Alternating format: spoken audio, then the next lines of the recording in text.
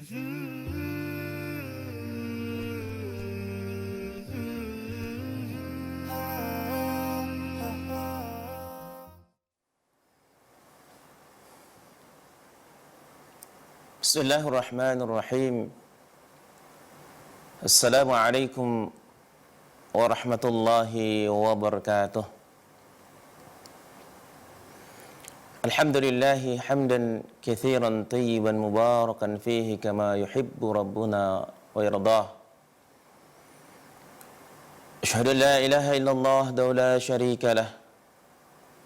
Wa asyhadu anna Muhammadan 'abduhu wa rasuluh. Sallallahu alaihi wa ala alihi wa sahbihi wa sallam. Qala Allah tabaraka wa ta'ala fi kitabihil karim wa huwa asdaqul qailin. A'udzu billahi minasy syaithanir rajim. Ya ayyuhalladzina amanu taqullaha haqqa tuqatih wa la tamutunna illa wa antum muslimun. Wa qala subhanahu Ya ayuhan nasu taqu rabbakumul ladzi khalaqakum min nafsin wahidah wa khalaqa minha zawjaha wa batha minhuma rijalan katsiran wa nisaa'a wattaqullaha alladzi tasaaluna bihi wal arham innallaha kana 'alaikum raqiba. Wa qala 'azza wa jalla Ya ayyuhalladzina amanu taqullaha wa qulu qawlan sadida yuslih lakum a'malakum wa yaghfir lakum dhunubakum wa may yuti'illaha wa rasulahu faqad faza fawzan 'azima amma ba'du. Fa inna asdaqal hadithi kitabullah wa khairul huda هدى النبي صلى الله عليه وسلم وشر الأمور محدثاتها وكل محدثة بدعة وكل بدعة ضلالة وكل ضلالة في النار. Kaum muslimin, ikhwani wa akhwati, a'azzani Allah wa iyyakum jami'an. Marilah kita senantiasa memanjatkan puji dan syukur kita kehadirat Allah Subhanahu wa taala yang senantiasa melimpahkan nikmat dan karunia-Nya kepada kita semua, yang tak mungkin dapat kita sebutkan satu persatu dari nikmat dan karunia Allah tersebut. Serta salawat beriring salam Allahumma salli ala Muhammad wa ala ali Muhammad. Kita mohonkan sebanyak-banyaknya, mudah-mudahan Allah sampaikan untuk junjungan kita Nabi Muhammad sallallahu alaihi wasallam, untuk keluarganya dan para sahabatnya, serta umatnya mengikuti sunnah beliau dengan baik sampai akhir zaman. Kita memohon dengan penuh harapan kiranya kelak di hari akhir kita termasuk orang yang berhak mendapatkan syafaat Nabi kita yang mulia sallallahu alaihi wasallam dengan izin Allah Subhanahu wa taala. Amin ya rabbal alamin. Pemirsa rahimani wa rahimakumullah, kita lanjutkan kembali pelajaran adab atau akhlak. Kita masih berada dalam pembahasan tentang adab-adab kepada Allah Subhanahu wa taala dan Rasulullah sallallahu alaihi wasallam. Akan kita lanjutkan pada adab yang ke-13. Syekh Abdul Aziz, selalu pengarang kitab ini, mengatakan Adab yang ke-13, berhukum kepada syariat Allah Azza wa Jal. Berhukum dengan hukum Allah. Artinya berhukum dengan Al-Quran yang Allah turunkan kepada Rasulullah sallallahu alaihi wasallam, berhukum dengan hadis-hadis Rasulullah sallallahu alaihi wasallam yang sahih sesuai dengan apa yang telah diamalkan, dipraktikkan dan dipahami oleh generasi terbaik dari pendahulu umat ini, para sahabat radhiyallahu anhum ajma'in, tabi'in dan atba'ut tabi'in. Berhukum dengan syariat Allah. Syekh mengatakan semangat berhukum kepada syariat Allah ini merupakan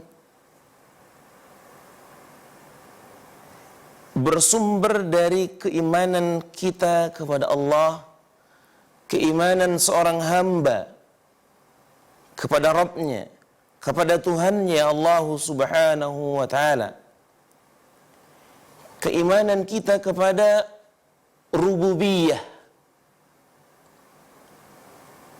Allah Subhanahu wa Ta'ala, keyakinan kita bahwa Allah Subhanahu wa Ta'ala yang menciptakan manusia dan menciptakan serta mengilhamkan kepada manusia apa yang dibutuhkan oleh manusia dalam kehidupannya dan bagaimana untuk memanfaatkan apa yang ada yang Allah ciptakan untuk mereka. Ini semuanya sudah diatur oleh Allah. Maka seorang mukmin ketika berhukum dengan syariat Allah Subhanahu wa Ta'ala, semangat untuk menggunakan hukum syariat Allah itu bersumber dari keyakinan, bersumber dari keimanannya kepada Rabbnya, bersumber dari kekuatan kepercayaan dia kepada Allah bahwa Allah Subhanahu wa Ta'ala yang menciptakan umat manusia, Allah yang menciptakan segala sesuatu yang dibutuhkan oleh umat itu sendiri, dan Allah yang mengilhamkan, memberikan hidayah kepada umat manusia bagaimana cara untuk memanfaatkan, untuk mengambil manfaat, untuk mengambil faedah dari apa yang Allah ciptakan untuk mereka. Allah yang menciptakan umat manusia, tentunya Allah zat yang paling mengerti, paling tahu tentang apa yang dibutuhkan, apa yang paling maslahat, apa yang paling berguna, paling bermanfaat untuk manusia.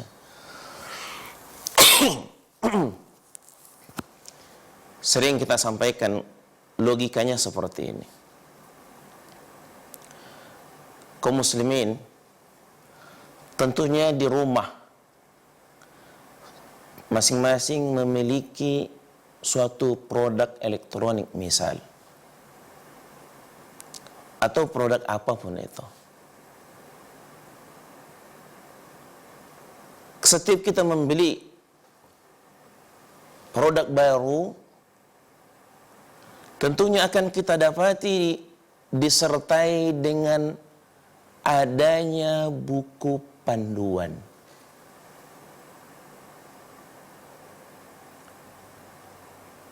Ada buku panduannya,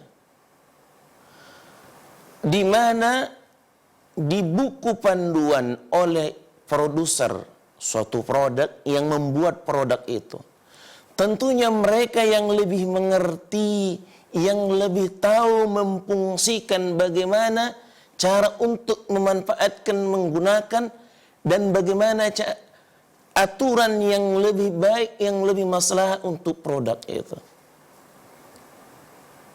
Dan tidak pernah itu.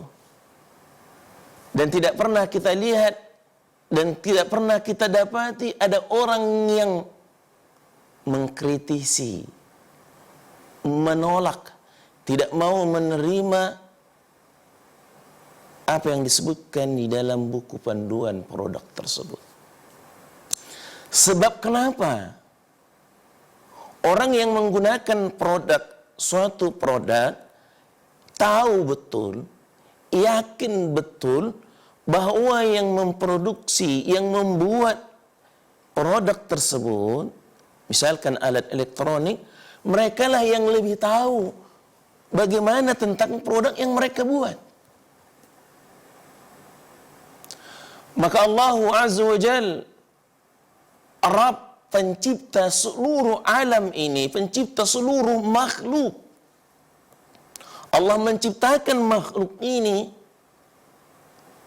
maka Allah yang lebih tahu secara rinci, secara detailnya, sekecil-kecilnya tentang makhluk. Allah tahu aturan, hukum yang paling maslahat, yang paling adil untuk hambanya. Sehingga Allah Subhanahu wa ta'ala menurunkan syariatnya. Yang kita peroleh, yang kita dapati sumber syariat Allah, syariat Islam, itu ada pada ada pada Al-Quran dan sunnah Rasulullah SAW dalam hadis-hadis yang sahih. Maka seorang mukmin, seorang muslim yang tunduk dan patuh kepada Rabb-Nya, tentunya menginginkan bahwa dalam kehidupan ini hendaknya, sebaiknya, seyogyanya, sepantasnya Allah lah yang mengatur mereka. Hukum Allah lah yang berlaku untuk mereka. Dan yakin bahwa hukum Allah Subhanahu wa ta'ala telah mencakup untuk semuanya.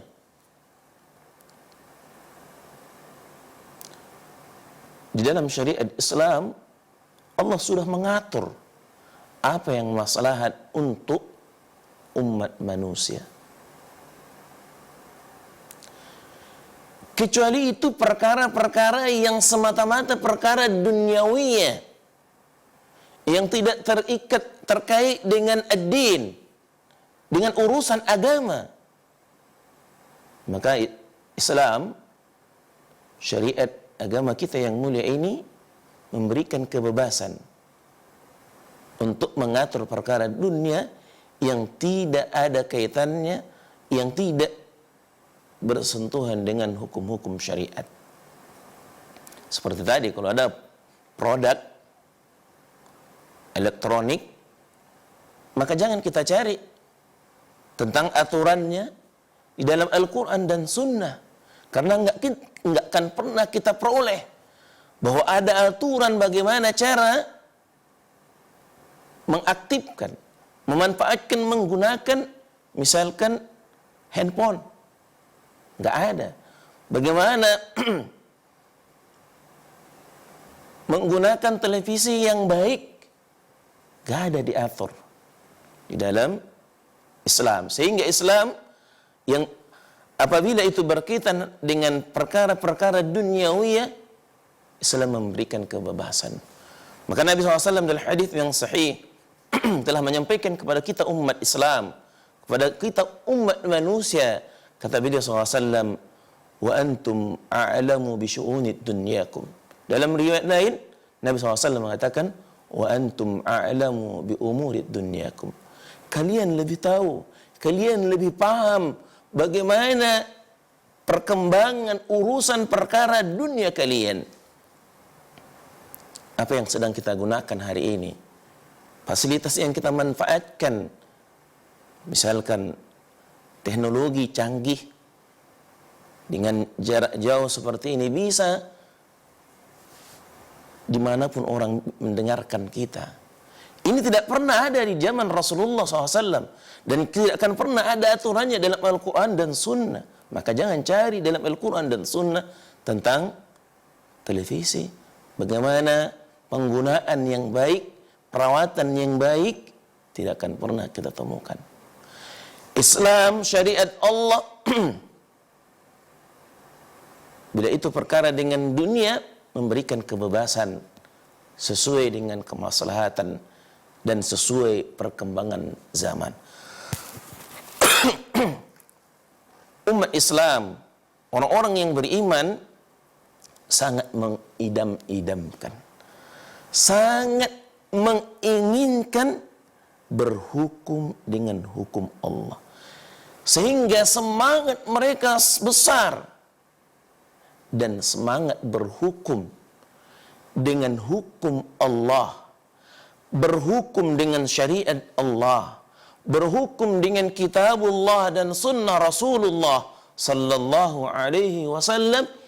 Ini sangat tergantung dengan keimanan kita kepada Rabb kita, kepada Allah Azza wa Jal, kepada Allah Subhanahu wa Ta'ala. Bila lemah keimanan kita akan ketuhanan, akan rububiyah Allah, Allah yang menciptakan, Allah yang lebih tahu kemaslahatan untuk umat ini, aturan hukum, sebesar apa keyakinan kita terhadap ketuhanan Allah, kerububiyah Allah, maka sebesar itu pula semangat, keinginan yang besar di hati kita untuk berhukum dengan syariat Allah. Maka kalau pada hari ini yang kita sayangkan, di negeri tercinta ini, mayoritas muslim, bahkan muslim terbesar dunia, tidak menggunakan sistem pemerintahannya, sistem hukumnya dengan syariat Allah, syariat Islam, ini menunjukkan, ini menjelaskan, ini menegaskan kepada kita bahwa keimanan umat, keyakinan umat kepada Rabb-nya, bahwa Allah yang menciptakan mereka, Allah yang lebih tahu apa yang paling maslahat, yang lebih maslahat, yang lebih bermanfaat bagi mereka, yang mengatur hukum-hukum mereka, ini masih sangat lemah. Sebab kita menyadari, katanya negeri kita ini demokrasi, suara kekuasaan itu berdasarkan kedaulatan, berdasarkan suara terbanyak. Mestinya kita umat Islam terbesar bahkan di dunia, mayoritas di negeri kita ini.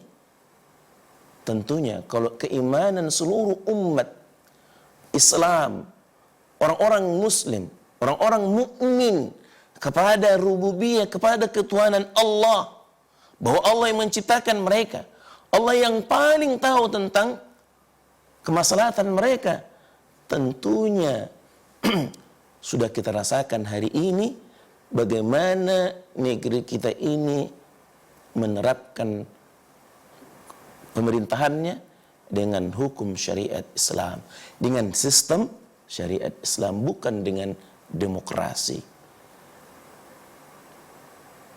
Karena kita lebih besar, kita lebih banyak, tentunya sudah mesti kita yang menang. Kalaupun standarnya suara terbanyak, ini menunjukkan bahwa kebanyakan umat Islam, kaum muslimin, di negeri kita ini semangat berhukum dengan syariat Allah masih kecil, masih sedikit. Sehingga ketika saudara-saudara kita, seketika sebagian kaum muslimin masuk ke parlemen, berusaha sekuat tenaga mereka, dengan penuh konsentrasi mereka membuat misalkan organisasi-organisasi Islam, partai-partai Islam masuk ke pemerintahan dengan tujuan bagaimana muslim terbesar di negeri ini tidak bisa menegakkan syariat agamanya secara kafah, pemerintahannya dengan sistem syariat Islam. Siapa sih yang menghalangi perjuangan mereka di parlemen, perjuangan mereka di partai-partai, di DPR, MPR? Siapa kalau bukan umat Islam? Saudara kita umat Islam, kaum muslimin yang bersamaan, yang kita sayangkan, mereka juga mengaku membela Islam, menegakkan Islam, memperjuangkan Islam. Tapi ketika saudara mereka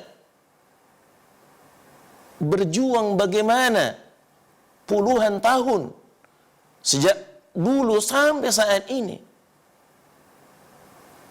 yang menghalangi mereka, menghalangi saudara-saudara kita, bukan orang-orang di luar Islam, bukan orang-orang kafir, bukan orang-orang non-muslim. Terbesar dan terdepan yang menghalangi adalah umat Islam sendiri. Apa sebabnya? Kenapa mereka tidak mau? Karena lemahnya keimanan mereka kepada Rabb mereka, kepada Allah, kepada Tuhan mereka, Allah Subhanahu wa taala. Lemahnya keimanan mereka kepada rububiyah Allah. Allah yang menciptakan manusia, Allah yang lebih tahu apa yang paling maslahat untuk umat manusia. Kenapa sampai hari ini belum pernah kita dapati orang yang protes kepada suatu produsen yang memproduksi suatu produk elektronik, misal memprotes, tidak mau menerima, mengatakan oh ini nggak cocok, karena mereka tahu bahwa yang memproduksi suatu produk elektronik, mereka yang paling tahu kemaslahatan dan bagaimana cara menggunakan. Allah Subhanahu wa taala, sekali lagi kaum muslimin pemirsa rahimakumullah, yang menciptakan umat ini, Allah yang menciptakan manusia, Allah yang lebih tahu tentang diri manusia, apa yang dibutuhkan manusia, apa yang dibutuhkan atau yang paling maslahat untuk umat ini.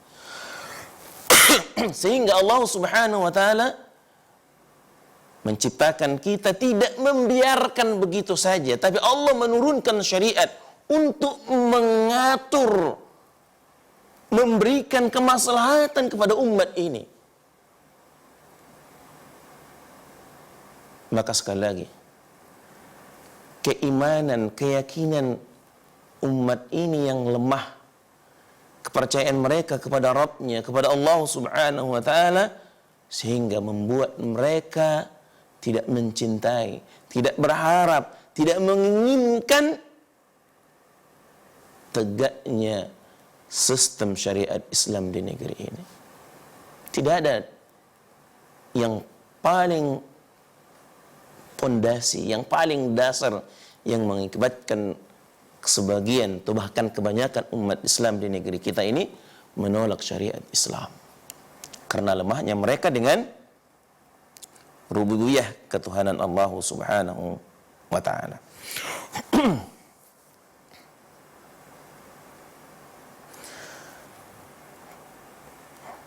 Kaum muslimin pemirsa rahimakumullah, Allah lebih mengetahui tentang keadaan makhluknya daripada makhluk itu sendiri. Bagi seorang mukmin harus ada ini di hatinya.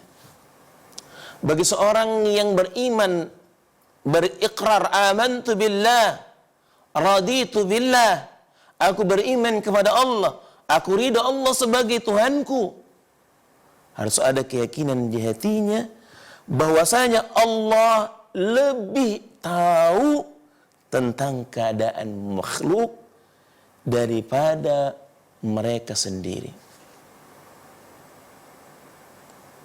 Coba kalau kita ditanya tentang diri kita saja, jangankan apa yang lebih berguna bagi kita, tentang apa yang ada di tubuh kita saja kita nggak tahu. Berapa banyak sih manusia yang kalau ditanya tentang tubuh manusia dari ujung rambut sampai ke ujung kaki, bisa menyebutkan satu persatu nama dan fungsinya, bagian-bagiannya. Nggak akan ada yang mampu. Nggak akan ada yang tahu. Bahkan kalaupun sudah kita mengakui hari ini akan kemajuan teknologi dan kemajuan di bidang ilmu farmasi, ilmu kedokteran, kita tahu saat ini tentunya ada pengalaman yang kemajuan yang signifikan tentang hal ini. Namun apakah lantas kemajuan pengetahuan tentang ilmu kedokteran ini sudah mampu menyebutkan seluruh fungsi apa yang ada di tubuh umat manusia? Nggak ada yang bisa. Allah Al-Alim yang maha tahu, Zat yang maha mengetahui segalanya, karena Allah yang menciptakan kita umat manusia, Allah yang menciptakan hamba ini. Tentunya Allah tahu sedetail-detailnya, sekecil-kecilnya, sebatas yang tidak mungkin bisa kita sebutkan. Allah tahu. Sehingga umat Islam, orang yang mengaku beriman, harus mencamkan di hatinya bahwa Allah lebih mengetahui tentang keadaan, tentang diri makhluk yang bernama manusia. Allah lebih tahu tentang diri kita daripada kita sendiri.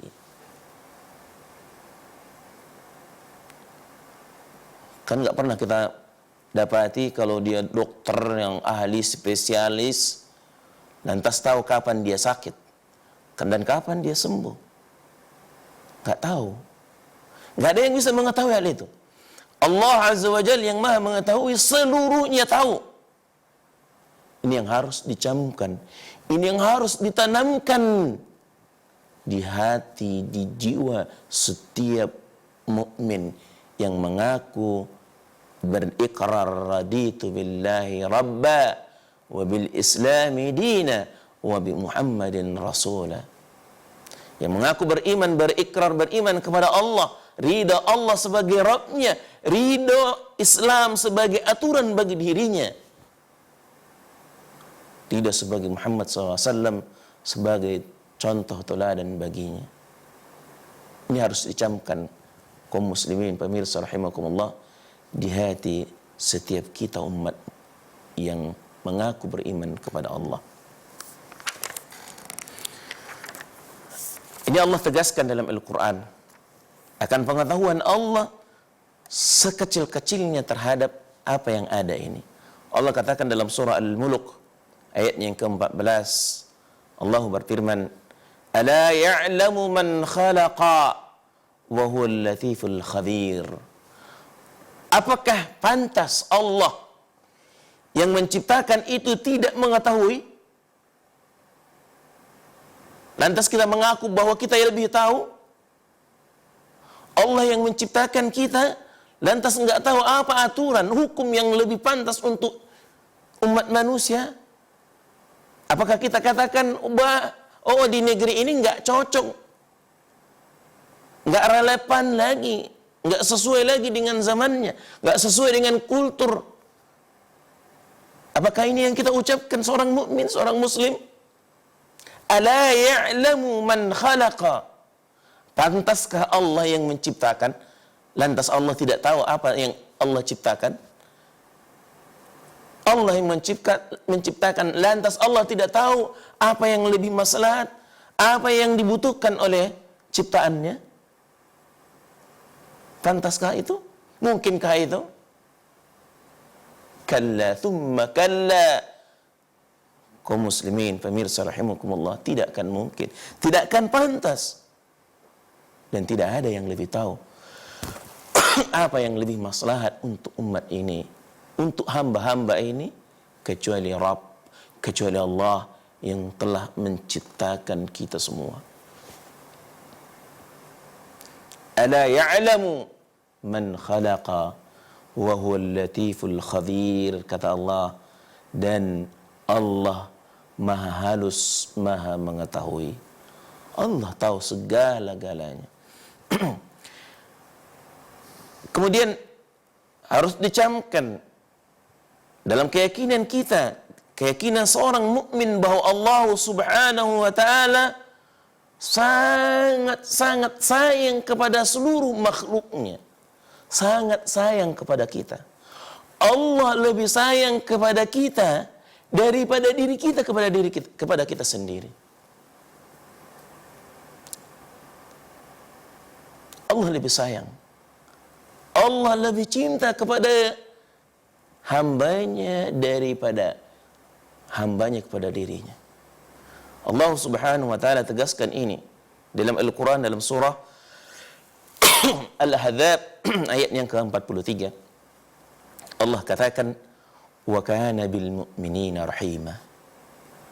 Dan dia Allah maha penyayang kepada orang-orang yang beriman.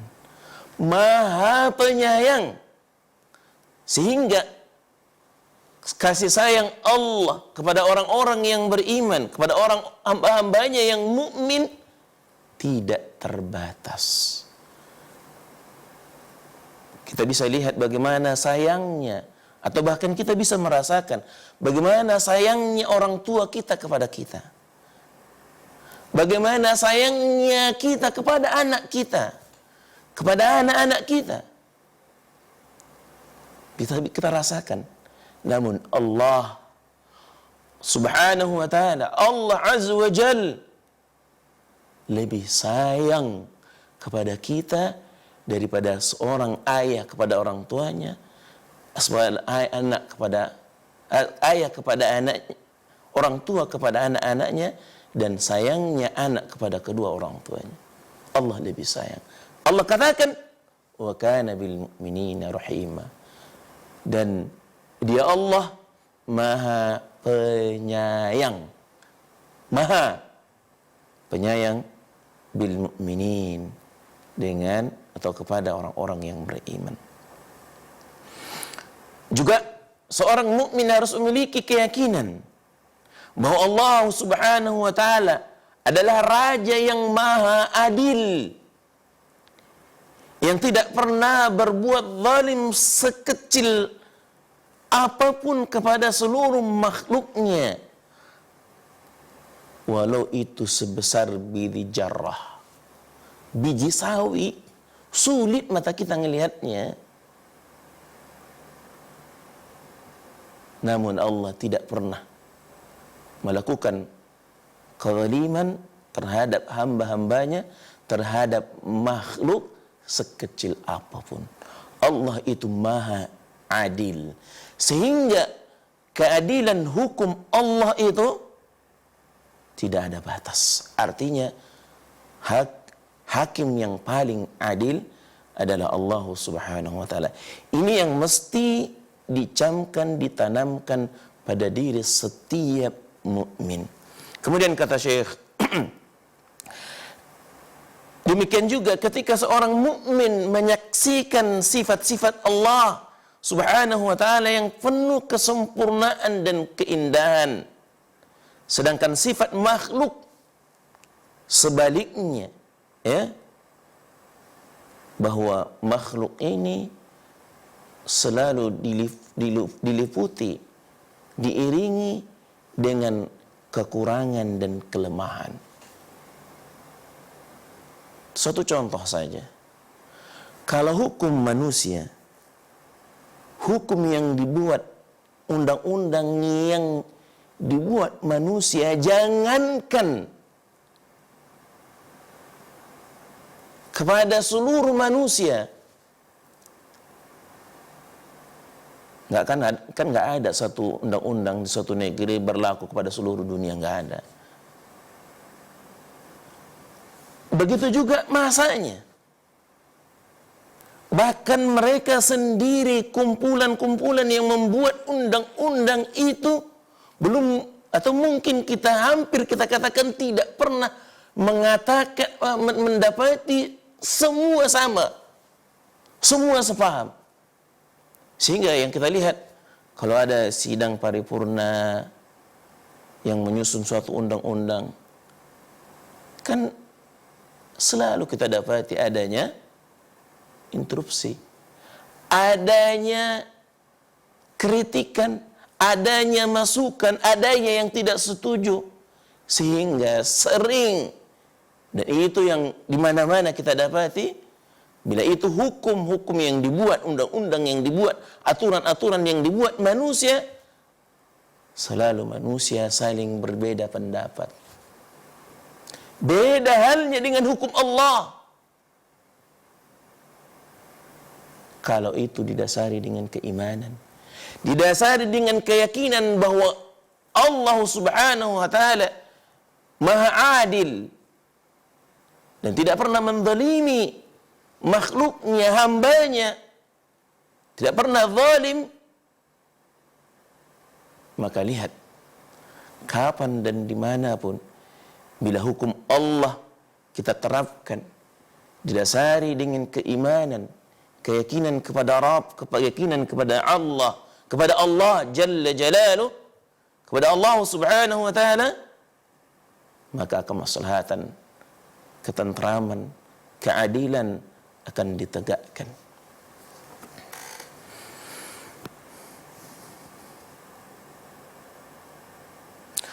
Dan juga semestinya seorang mukmin mengetahui bahwasanya Allah menetapkan hukum atas para hambanya berdasarkan tuntutan ilmu Allah. Artinya, apapun hukum yang telah Allah tetapkan, itu semuanya berdasarkan pengetahuan Allah. Tadi sudah kita katakan di awal, Allah yang ciptakan kita, Allah yang buat kita, Allah yang ciptakan makhluk. Tentunya Allah tahu, mengerti, paham betul tentang diri manusia, tentang diri makhluk, melebihi pengetahuan kita. Pengetahuan Allah, keadilan hukum Allah didasari ilmu Allah, dan juga didasari hikmah serta kekuasaan Allah. Hikmah itu bijaksana. Kalau kita lihat, kita perhatikan ciptaan-ciptaan Allah yang ada di sekitar kita, bahkan seperti apa yang Allah perintahkan kepada kita. Kalau kita memperhatikan apa yang ada pada diri kita, wa fi anfusikum afala tubsirun, dan terhadap diri kalian, pada diri kalian, afala tubsirun. Perhatikan, tidakkah kalian memperhatikan? Kenapa? Ciptaan Allah yang sebegitu sempurna, kita tidak pernah protes. Kenapa nggak ada yang protes? Mereka yang menolak hukum Allah ketika Allah menciptakan hidungnya hadap bawah, kenapa nggak dia protes? Ini mestinya hadap atas aja. Karena mereka tahu bahwa Allah menciptakan seluruh umat manusia, seluruh makhluk, seluruh hamba-hamba ini adalah hikmah itu sudah sesuai dengan hikmah Allah. Kebijaksanaan. Betul-betul bijak. Tidak ada yang perlu kita kritisi. Itu baru apa yang ada pada diri kita. Lantas, kenapa ketika hukum Allah ada perasaan di hati umat ini, di hati seorang hamba, bahwa hukum Allah tidak adil? Kenapa? Bahwa hukum Allah tidak sesuai, tidak relevan, tidak sesuai dengan zaman, tidak sesuai dengan kultur, tidak sesuai dengan negara, tidak sesuai lagi dengan perkembangan teknologi ini. Kenapa? Kenapa dia tidak katakan udah canggih, mestinya kaki manusia nggak lagi seperti ini? Karena pada hakikatnya, ketika mereka mau memperhatikan tentang ciptaan Allah, mereka menyadari Allah menciptakan ini ala ilmin, sesuai dengan ilmu Allah, ala hikmatin, sesuai dengan kebijaksanaan Allah. Begitu pula mestinya yang ada di hati seorang mukmin, di hati seorang muslim, bahwa Allah membuat hukum, Allah membuat syariat Islam. Syariat ini penuh dengan ilmu, berdasarkan ilmu Allah. Begitu juga Allah menetapkan hukum syariat ini ala hikmatin, berdasarkan hikmah, kebijaksanaan Allah subhanahu wa ta'ala al-hakim. Al-hakim yang maha bijaksana. Gak mungkin Allah sembarangan menetapkan suatu syariat, suatu hukum dalam syariat Islam tanpa dasar hikmah Allah subhanahu wa ta'ala. Ini mestinya yang setiap muslim miliki di hatinya, bahwa ketika Allah membuat syariat ini ada ilmin wa hikmatin, berdasarkan ilmu Allah, berdasarkan hikmah Allah. Sehingga mestinya ketika berhadapan dengan hukum-hukum Allah, keinginan, kecintaan untuk berhukum dengan hukum Allah itu sangat besar di hati, di jiwa setiap muslim.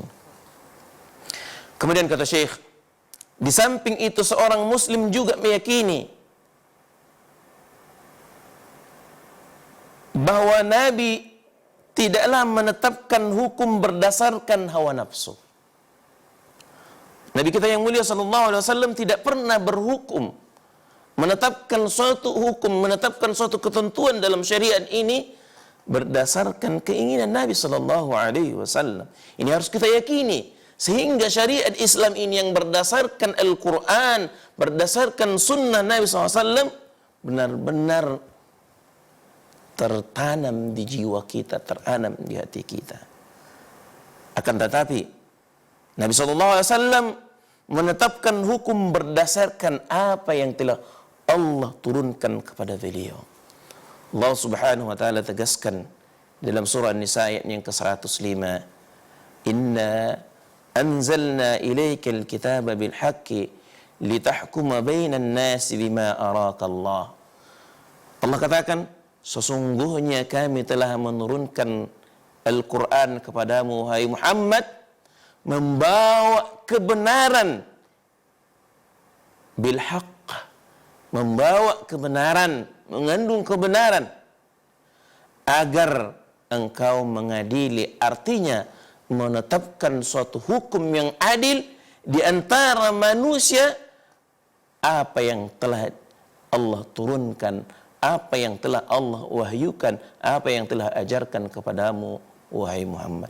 Ayat ini Allah menegaskan bahwa Nabi kita yang mulia sallallahu alaihi wasallam tidaklah berhukum dengan hawa nafsunya, dengan keinginannya, melainkan apa yang ditetapkan oleh Rasulullah sallallahu alaihi wasallam dalam hadis yang sahih, itu merupakan wahyu dari Allah subhanahu wa ta'ala.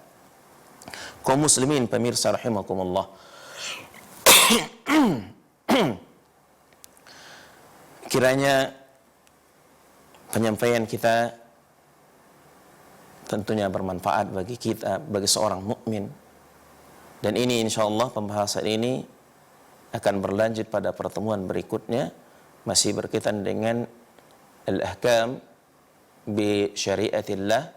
Seorang mukmin berhukum atau menginginkan hukum dengan syariat Allah Subhanahu wa taala. Dan ini sekali lagi belum selesai dan insyaallah akan kita tuntaskan, kita selesaikan pada pertemuan berikutnya dengan izin Allah Subhanahu wa taala. Kesimpulannya yang terakhir, bahwa seorang mukmin harus mencamkan, menanamkan di dalam keyakinannya Allah yang telah menciptakannya, Allah yang telah menciptakan makhluk, yang menciptakan umat manusia. Tentu Allah yang paling tahu apa yang maslahat bagi kehidupan seluruh umat manusia. Mudah-mudahan bermanfaat. Kita tutup dengan doa kafaratul majlis. Subhanakallahumma wa bihamdika asyhadu an la ilaha illa anta astaghfiruka wa atubu ilaik. Assalamualaikum warahmatullahi wabarakatuh.